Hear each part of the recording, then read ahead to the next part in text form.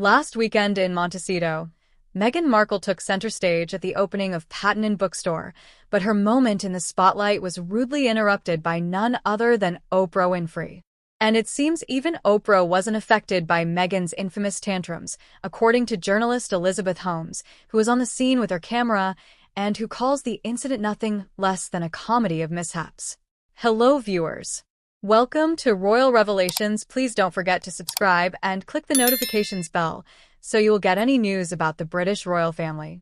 Her increasingly poetic speech raved about the sense of security she feels in bookstores. You know, the kind of profound revelations that only someone of Meghan's intellectual stature can deliver. And then Oprah, oh, the audacity, as she slid into the front row like a stealthy ninja to make her entrance. Sharing a funny moment on Instagram, she recounted how she was completely engrossed in filming Meghan's every word as she was surprised by Oprah's silent arrival.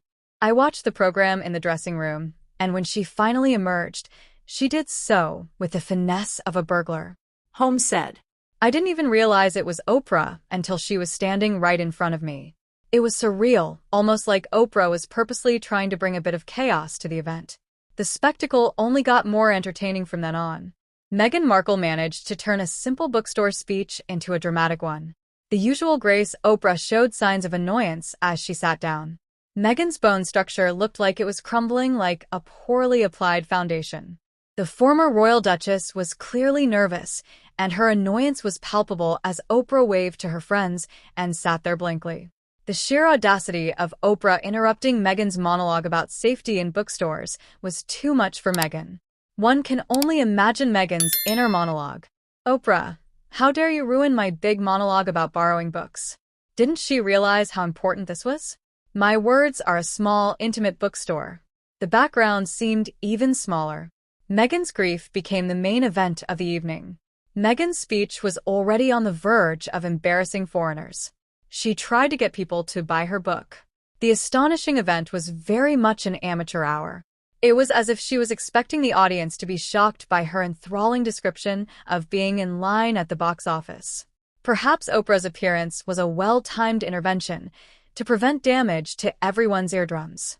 Theories began to circulate about Oprah's intentions, whether her delayed arrival was a deliberate ploy to unsettle Meghan, similar to how Meghan tried to unsettle Catherine by asking her to borrow lip balm. Or was Oprah also late in the day, and her timing more coincidental than applauded? Either way, while the scene unfolded like a soap opera about high society awkwardness, the crowd made up of suspects of fame and vanity seemed more interested in self-reflection than the content of Meghan's speech. The event was a showcase for celebrity self-indulgence, with each attendee more concerned about their own image than the actual bookstore opening. Meghan's obvious lack of confidence was apparent. Standing in the tiny bookstore, she was under the delusion that her words would have monumental meaning.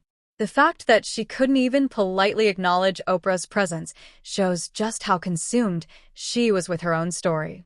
Cheers to Meghan Markle and the bookstore drama. A perfect example of how a small celebrity incident can grow into an epic tale of narcissistic overreaction. Kudos to Oprah for adding a dose of realism to an otherwise bland evening.